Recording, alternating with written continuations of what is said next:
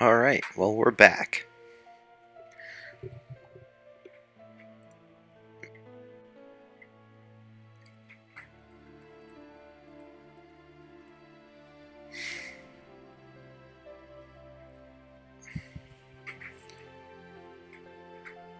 Alright, here we go.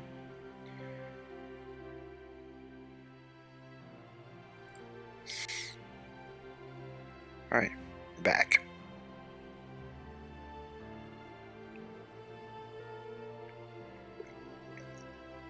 I'll wait for you guys to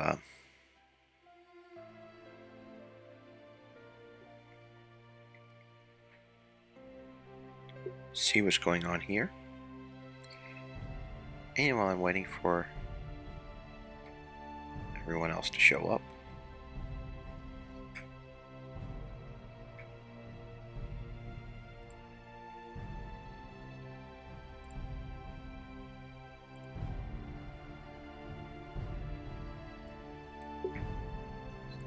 we can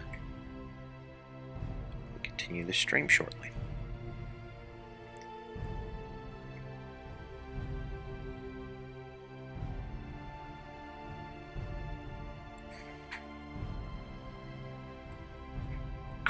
Great, everyone's back.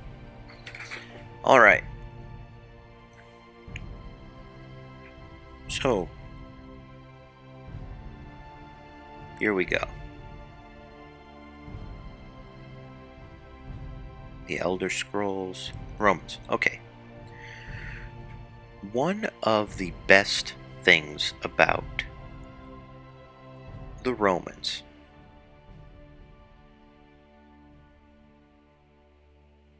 Okay, great. Here we go. 4 people watching. Alright.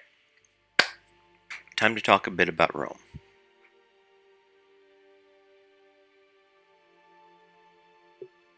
Now, Rome was predominantly good because militarily they did well. Politically, they weren't a huge mess. And I think that a lot of it ultimately had to do with the Greeks and the Romans both assumed that their citizens would be at least educated enough to make certain decisions. And even though there were emperors and people of that nature, there was still a great amount of personal autonomy. So, one of the things that Romans emphasized in making sure that people were able to have power was rhetoric. The Greeks emphasized it too, and that's actually a very overlooked point. Greeks and Romans, and basically every successful society in history has at one point, at least at the leading up to the peak of their success, emphasized rhetoric. This means, okay, so let's say we're having a fight. Let's say it's a physical fight. And you and I both know how to fight. Well, then the fight will go to the person who is the strongest and who is the cleverest and who can figure out how to fight better. But if only one of us has fighting skills, then the other person is going to get completely leveled, usually. The same with speaking. If there are 2 people with perspectives, and I'm very guilty of misusing this, not misusing it in the sense of saying lies or anything, but misusing it in the sense of getting discouraged, is rhetoric is very important. Rhetoric teaches people how to talk, how to engage with other people, and how to be influential, how to be convincing. So if you want to be able to convince people of your views, rhetoric is the tool for you. And if you don't know rhetoric, that means somebody with worse views than yours, but who happens to be able to spin a yarn really well, is going to overpower you. Growing up, I had problems with people who were good rhetoricians because I would constantly run into professors, for example, that had agendas to promote, very leftist agendas and so on. And these leftist agendas were constantly getting shoved down our faces by professors that basically had nothing good to say, but knew how to say it. And I had my stuff together, and I would just simply, stand up, say my piece, sit down, done. I hadn't learned rhetoric. And the very few times that I employed a few rhetorical devices here and there, I was met with considerably more success than the times that I didn't. I'll give an example. I had a very left-leaning English professor who absolutely hated the idea of traditional marriage. She was basically a feminist that thought that women should run everything. Now, I might be over-exaggerating her position slightly, but at least in the context of marriage, she couldn't stand the idea of not wearing the pants. She couldn't stand the idea, especially of her husband wearing the pants. So she spent the lion's share of a class period telling everybody about what she thought a relationship should look like, and everybody was just nodding and eating it up. And if people did disagree, they didn't say anything, but I know for a fact that there were only a handful of people in that class, maybe 3, that disagreed with her points, just because either people were just on autopilot and refusing to think, or they actually agreed with her. And finally, I just couldn't take it anymore. And so I raised my hand, and then when I was called upon, I said, okay, look, here's the situation. We are in a Catholic university, and yeah, I will admit that many men have abused the biblical mandate for wives to submit to their husbands. But I think that is wrong for people to focus entirely on that. Look at the responsibility, for example, that is put on husbands to love their wives. So that means that if and I was saying this as somebody that wasn't married at the time, if I love my wife, I'm not going to be overbearing. If I love my wife, I'm going to be, I might put my foot down. Like if she's going to do something that'll hurt her, something unhealthy for her or her family, for me to say, no, that's not the way it's going to be. This is how it's going to be. And just assume a natural role of leading the situation into a good direction. If my wife has this habit of staying up late and working into the middle of the night when she's very, very tired and incapable of doing things, it might be my position to just sweep her off her feet, take her, put her into bed, say, you're going to sleep now, lady. And then she goes to sleep and then gets up in the morning and is doing fine. And if I don't do that, then I'm not being a good servant of my wife. Or if I go and I see my wife is doing something that might hurt herself or others, then I'll put a stop to it. And as per biblical marriage, she'll listen to me. I shouldn't abuse that. And then I basically said to the class, well, okay, would you dare to submit to a husband that would only ever do the right thing for you? That if you were somehow in some sort of an emotional loop, that he would go and be grounded and pull you back down to reality. That if you were somehow doing something that you might later regret, that he would put a stop to it. That he would care for you enough to be able to put his foot down and say no, when it's actually time to put your foot down and say no. And it was interesting because the response I got was immensely positive. The response I got from the women in the classroom was, yeah, I would be willing to do that. Yeah, that sounds really, really good. And the teacher didn't really have anything to say because she couldn't. She couldn't. I said, okay, this is the kind of a husband I want to be. I want to be the right kind of a husband.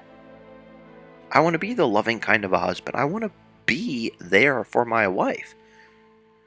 And, maybe she didn't have that kind of a husband, and maybe she was craving for it, and maybe thought that wearing the pants is the only way that she can make sure that her needs are met, and I'm very sorry for her, because that's a bad situation to be in. My wife and we're a team. We are equal, but we are not the same.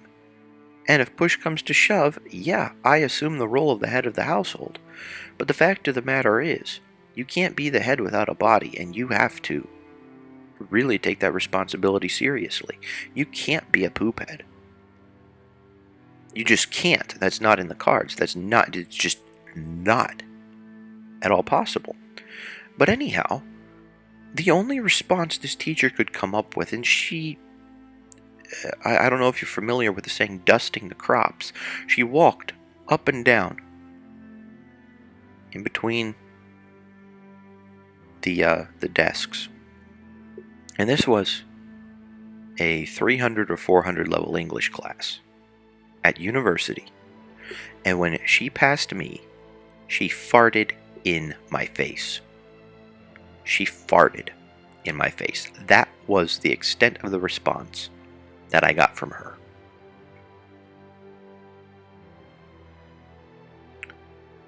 What am I supposed to think? I mean, that's vitriol. That is pure vitriol.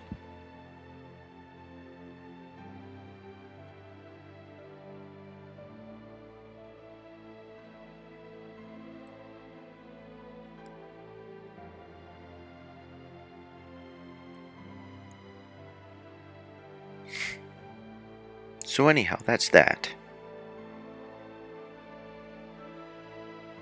And that was one instance where I didn't think too much before speaking. I just spoke, and I spoke with passion. I had something to say, and I said it.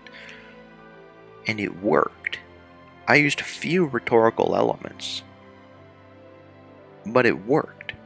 So there exists this paradigm whereby somebody can go and use their right to free speech. They can use their ability to speak in order to get that message out.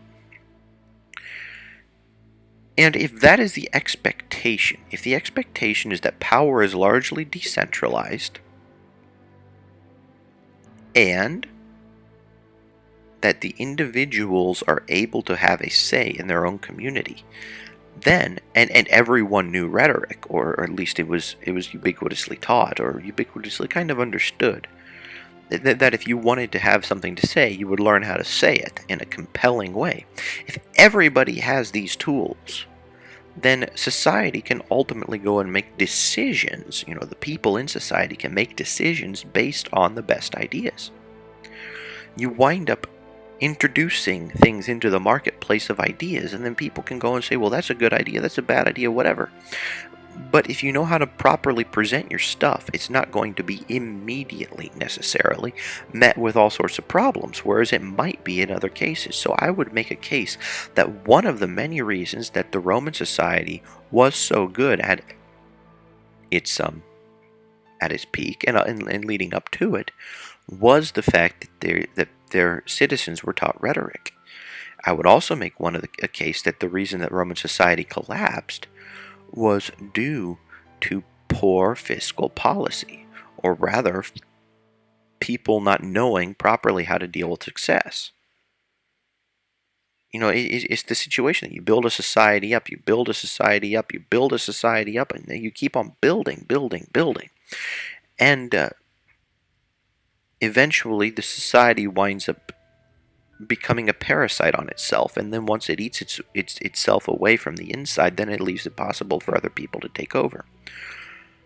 That's just the cycle that human nature almost necessitates that reality takes. So the whole thing is we have to go and pick and choose and figure out, okay, how do we go and make sure that we are going to be someplace that's on the upswing? How do we make sure that we're someplace that's close to the top? Or how do we go and change the derivative to get it to go back up again? Oh yeah, the teacher was pretty bad. And while we're here,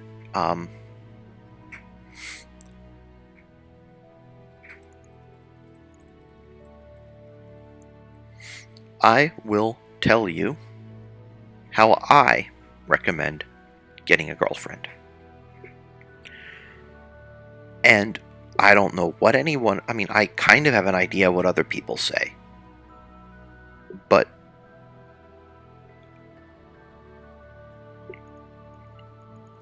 I did things in a very different way than what most people would expect.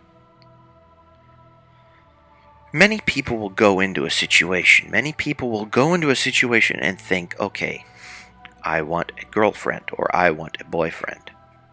I'll actually change the title, How to Get a Significant Other. Making fun of everyone, how to get a significant other, etc. CSC episode 35. Part 2. There we go. And this is what I would do. First, focus on virtue. Think about what lasts. Think about what lasts.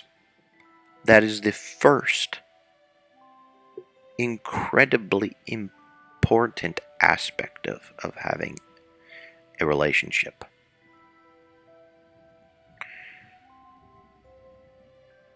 We have, for much of our existence, existed in serial monogamous relationships. And the Judeo-Christian system especially has been good in that it emphasizes one man, one woman, until death do us part. Now, you guys may hate me for saying that, but the fact of the matter is, the purpose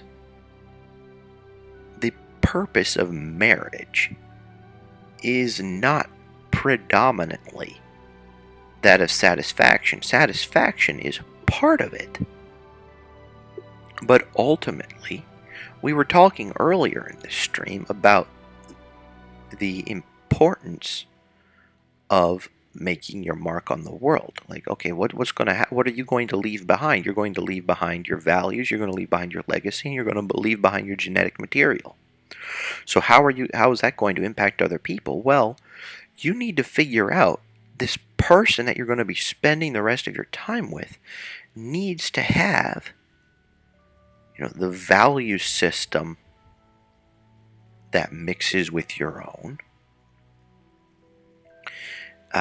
wants to leave the same kind of a legacy as you do, and has the appropriate genetic material to give to your offspring. Now, why do I bring the appropriate genetic material thing? Well, okay. Here is one example, a very, very weird example, but an example nonetheless. You would have a bunch of guys doing push-ups and exercising and so on, and taking their shirt off and putting it into a jar. No deodorant, no nothing, just taking their shirt off and putting it into a jar.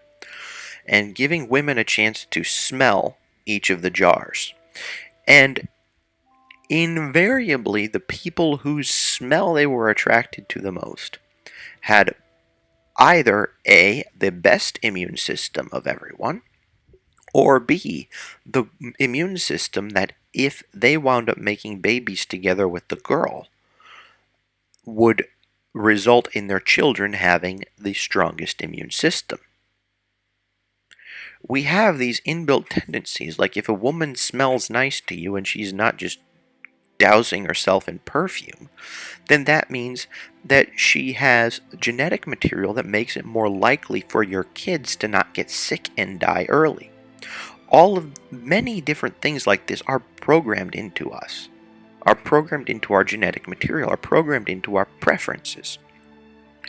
And so we need to not be willing to settle for someone that's just blatantly wrong. Now, of course, I would say that having the same set of values is the primary important factor, because you can go and make other things work, and especially with the way modern medicine works, is even if your kids wind up being allergic to something, well, I mean, that's a minor issue in the whole scheme of things, and it's actually indicative that they would have a better chance at dealing with parasitic worms. So if we think about this purely from the perspective of evolutionary biology, you want to have a family with the right people to have a family with. And so going and figuring out what that is a very important part of the process. You know, if you want to, or anyone, if you're looking for a girlfriend, or if you're looking for a boyfriend, or if you're looking for that, think about what the end result is going to be. Think about having a family with this person. Don't just think about how good this person is going to be in the sack. Don't just think about how good this person is going to be in terms of making me feel good in the short term. All those kinds of things go away. There's the honeymoon phase of the relationship in which the other person can't do anything wrong. Ultimately, that means nothing in the big scheme of things. I mean, that's just an excuse for people to go and, get freaky in between the sheets and start making kids.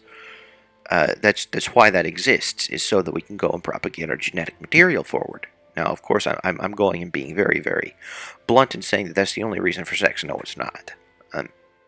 No, it's not. I'm married. I know it's not the only reason for sex. But biologically, that's all that matters. So, think about what it is going to be the glue that holds the two of you together outside of that. And the primary piece of that is both your character and the character of the other person. Your value system and the value system of the other person. If you're trying to make all this crap stick, if you're trying to make it all work, and it's predicated upon the wrong kind of character and the wrong kind of value system, it ain't gonna work. If you don't have somebody that's committed to being in the relationship with you, if you don't have somebody who's committed, or has the capacity to commit, regardless of how you feel any given day, I am committed to my wife. Regardless of how I feel any given day, or how she feels any given day, my wife is committed to me. Regardless of how we feel on any given day, we are committed to raising our kids right. Regardless of how we feel on any given day, we are committed to generating the right kind of home environment.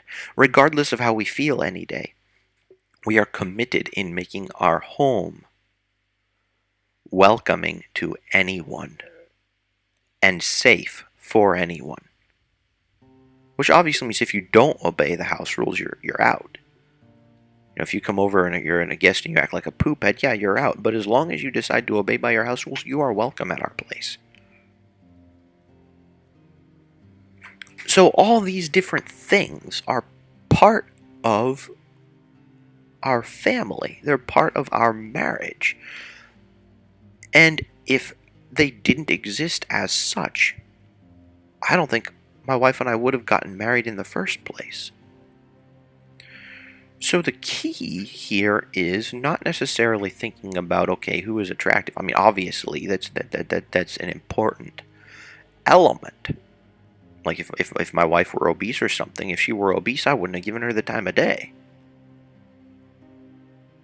I can't control my eating. Oh, I got a thyroid problem. I eat 3 gallons of ice cream every night. No, I'm not going to deal with that person. That person is repulsive. That person, I can't. I won't. But,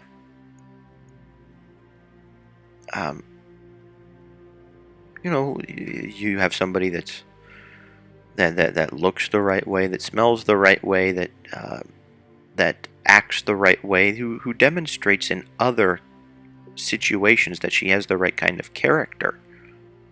Well, then that might be somebody you can work with. And then you can have the hard conversations. What is it you want out of life?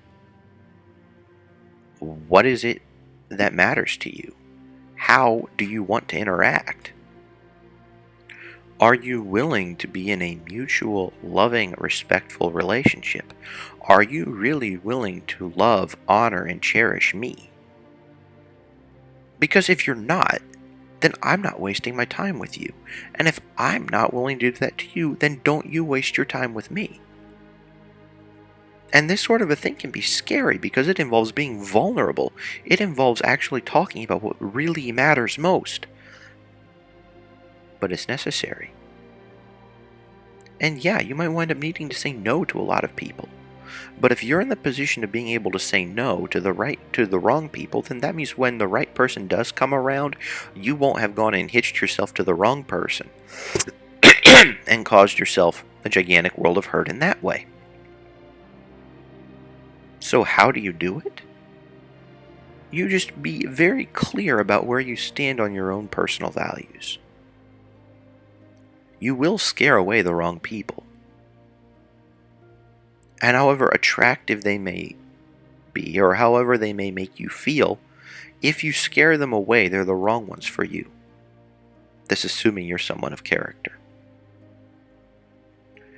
Now, of course, there are things that we can do to improve ourselves. Like, let's say we're bad at rhetoric. We're bad at coming across in a particular way that we need to. Well, we can work on that. If we think that, well, this person doesn't get a chance to know me for me because of I don't bathe regularly, well, then I suppose take a shower, right? If this person doesn't get to know me because I don't put forth my opinion appropriately, well, then learn how to do that. But all of these things are meta skills that work on ultimately cultivating how you put yourself out there. And ultimately, you can also develop your character and make yourself into a better person so that what you put out there is better.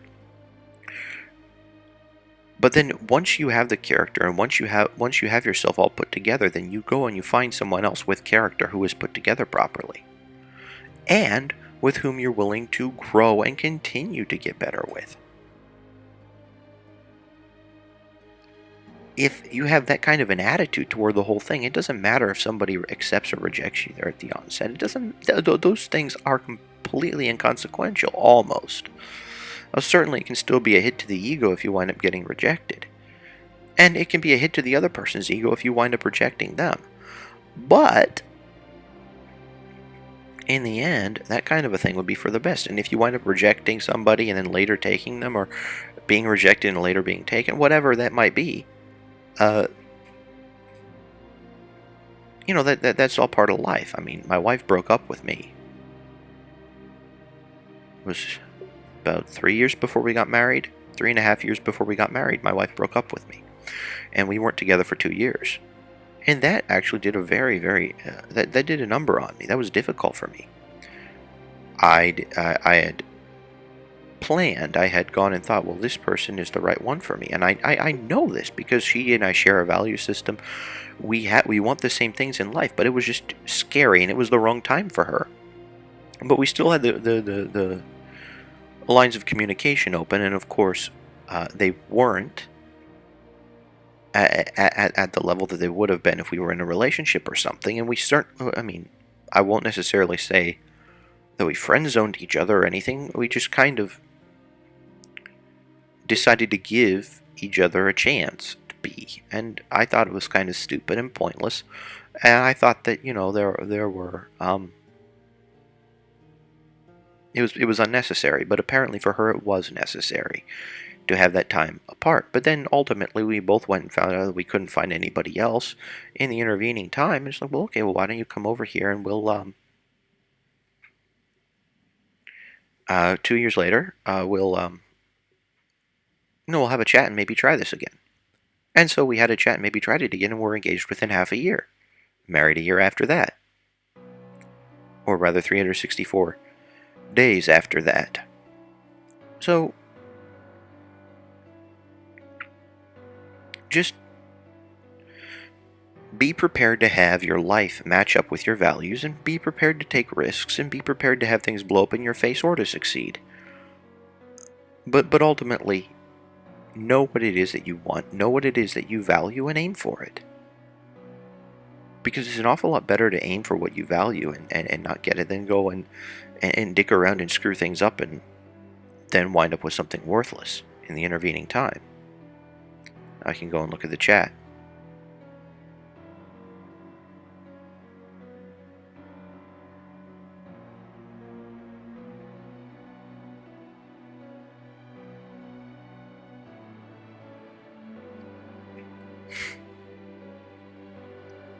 Alright, who's...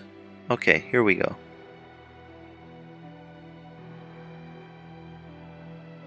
I have fascist views?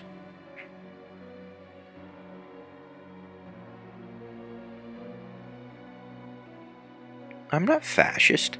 Fascist means that you wind up having one general leader that pulls everyone in the same direction.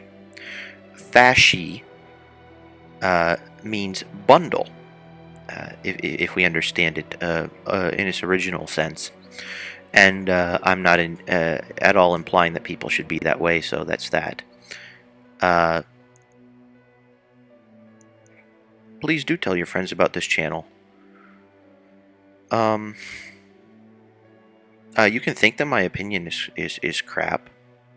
You're more than welcome to disagree with me, but the fact of the matter is, I'm not giving a bad argument. I may just be giving one that induces cognitive dissonance. But we can go and discuss matters. I mean, Mr. Bryson, if you would be interested, I'm actually going to be streaming at the same time from 9 p.m. to 12 a.m. Eastern Standard Time, and if you would like to engage in a debate with me, I would be more than welcome to do so tomorrow. Would you be willing to do that? I can go and, if you give me a means of giving you, say, my Discord information or something like that, I can go and add you, and we can go and have a conversation. I'm more than willing to engage in an intellectual debate. If you think that you can identify a bad argument, then pick me apart. Let me tell you a little something, Stephen. I listened to my professors. I also graduated university when I was 16 years old with 2 degrees. So I'm not an idiot. If you dare, then do it. But don't you dare try to take a dump down my throat that way. That's not going to work. That's not going to fly. That is just wrong. I know where certain paradigms break down because I've analyzed history. I know where certain paradigms break down because I've analyzed philosophy. As a 2-year-old, I was arguing theology with my mother, okay? I am the last person you need to go and say that I need to listen to the opinion of an ignorant leftist that spent her entire life propagating bad dogma. I'm willing to discuss these matters, but the fact of the matter is that some things have been proven time and time again to be garbage. I'm not saying that you can't go and have these different kinds of relationships. I'm just saying I don't recommend it. You can go and you're free to do whatever you want with your life, but I'm not going to go and just say, oh, well, all of this is equivalent, because it isn't all equivalent.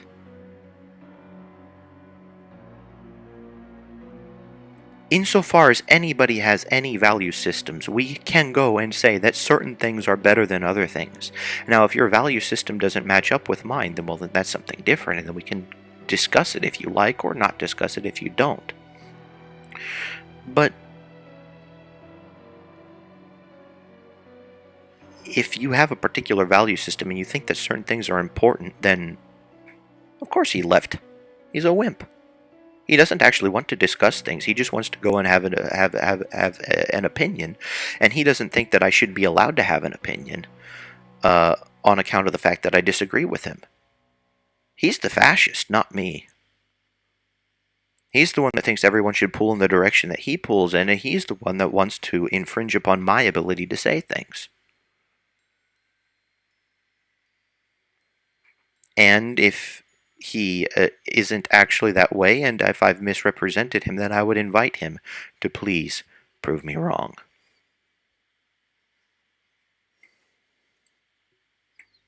Well, that's that. Anyhow, that's been enlightening. I'm already attracting the trolls.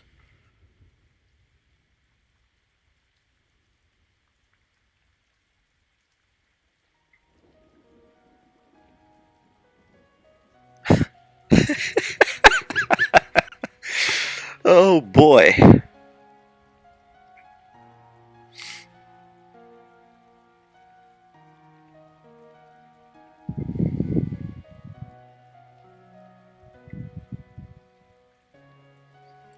Oh, you would be willing to engage me in a debate? Do you want to do it on stream or off stream?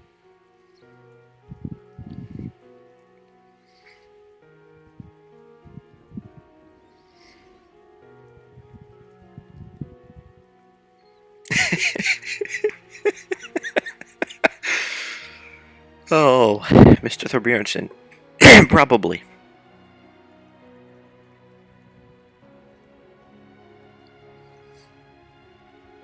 Yeah, that would be fun. But please don't engage with straw man arguments. Um, please don't. Uh, if you're going to argue, at least provide the very best view of what you're going to argue against. You're not doing anybody any favors by using strawmen. If you're pro-choice, then argue against the best pro-life argument you can find. If you're pro-life, argue against the best pro-choice argument you can find.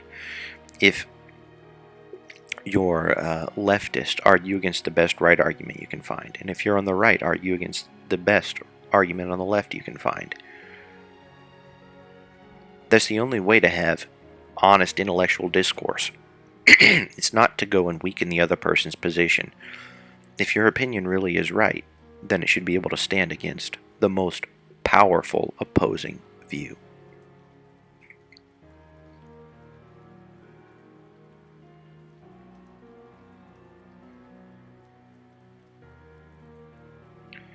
No, I think that Stephen has, unfortunately he's left. I would love to be able to discuss things with him on an intellectual level. But, you know, discussion is a two-way consensual interaction. And if he doesn't consent to it, if the only thing he consents to is taking a dump in the chat section, if then that's all he's good for, is going and taking a dump in the chat section. If he wants to go and prove me otherwise, then he can.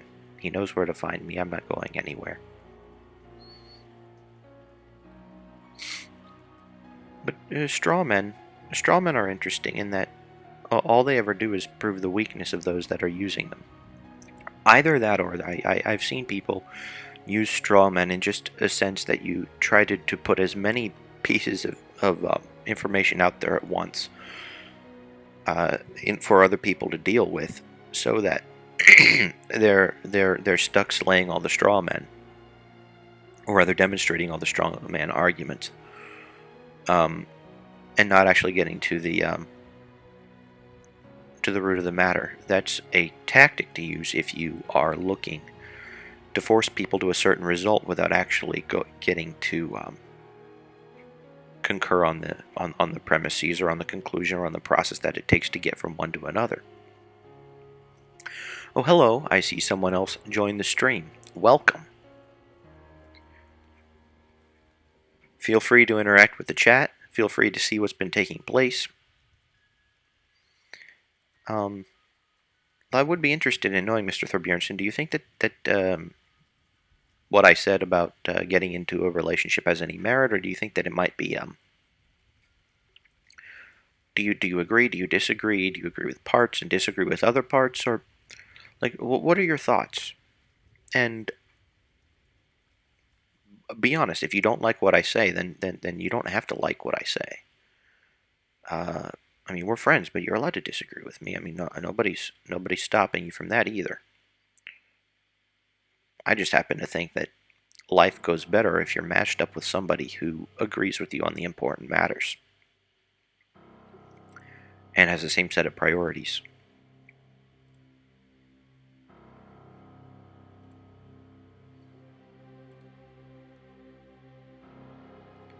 And just as a warning to everyone, the stream will be ending within 25 minutes or so.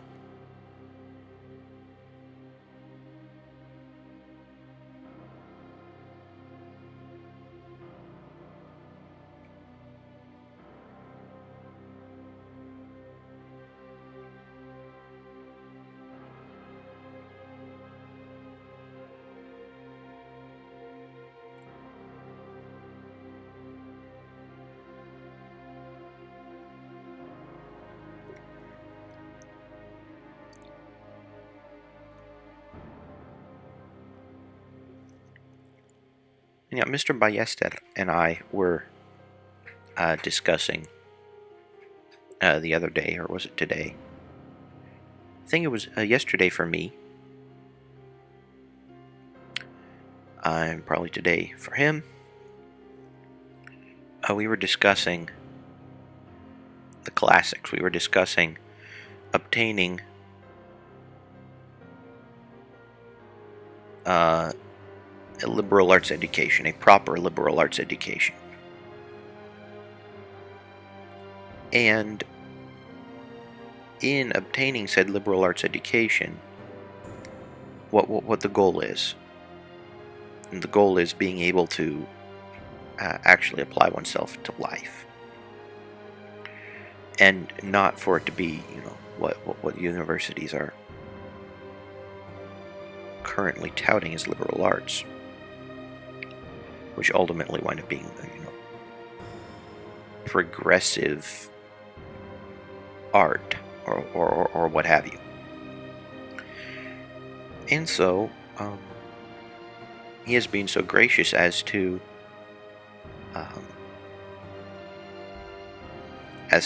be willing to work with me on formulating some material on some of the classics. And if any of the rest of you are interested in so doing, if you know how to get a hold of me, hit me up on Discord, hit me up on Quora, or what have you.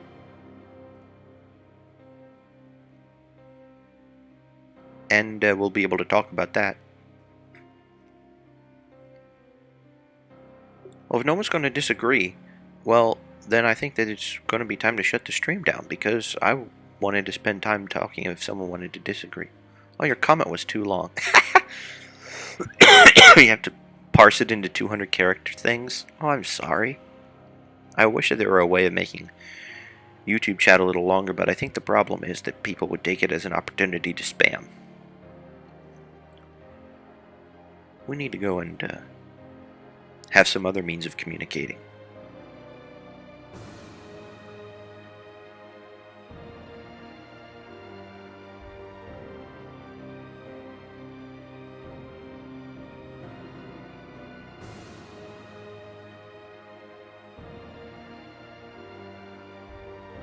Oh yeah, Discord works very nicely. Here, I'll actually make a Discord chat and invite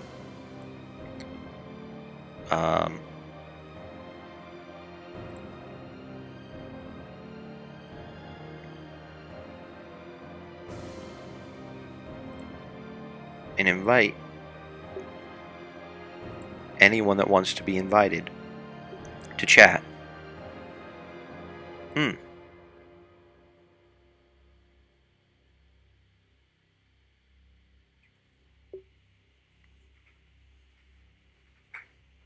So, if the men don't take charge, who takes charge? I'm interested in knowing. Or is it like a division of labor kind of a thing, or what have you? Like what is it that you're proposing? I'd be very interested in figuring that one out.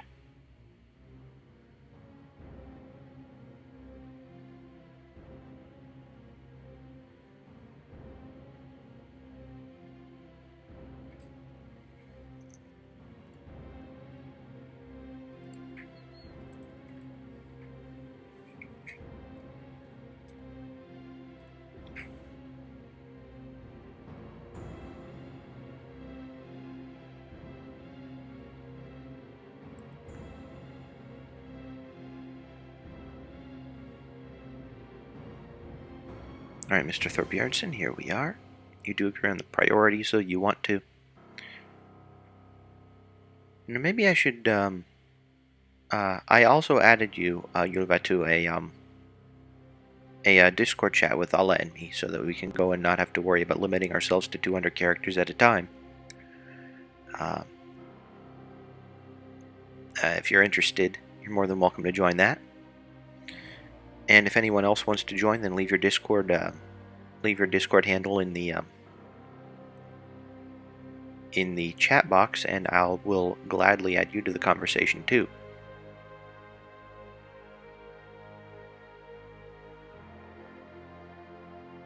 I almost 100% agree with you, Yulva. And that's actually what the whole symbiosis thing is actually the way that I think that things should work. But I would also then say that one of the important points with this symbiosis is what happens when there is an irreconcilable difference that actually necessitates the participation of both people. How does do you just come to an impasse and leave it there, or do you move forward from there? And I would say that, okay, that would be the role of traditional masculine and feminine roles to do that. Because let's say, let's take for example the cancer that is Angela Merkel, who goes and makes these decisions that are not in the best interest of her country.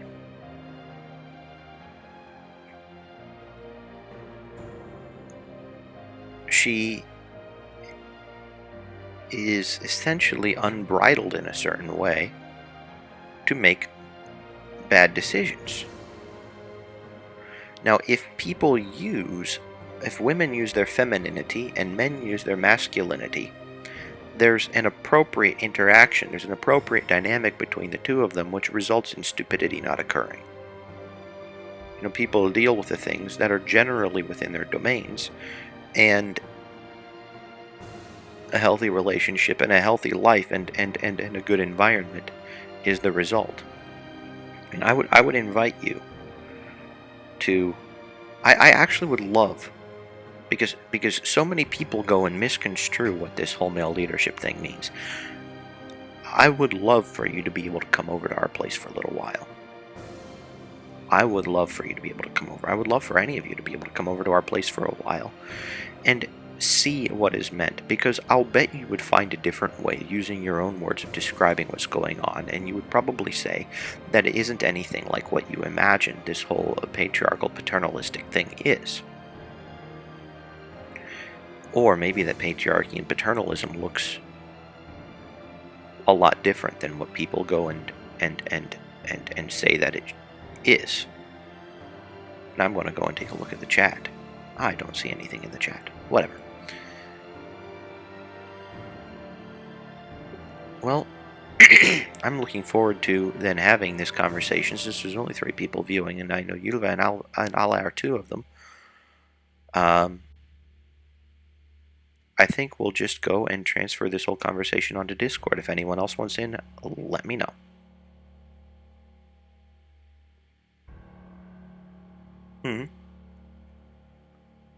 Let's talk about this on Discord. Thank you very much, everyone, for tuning in. Thank you to the trolls. Thank you to the helpers. Thank you to everyone else. Talk to you later.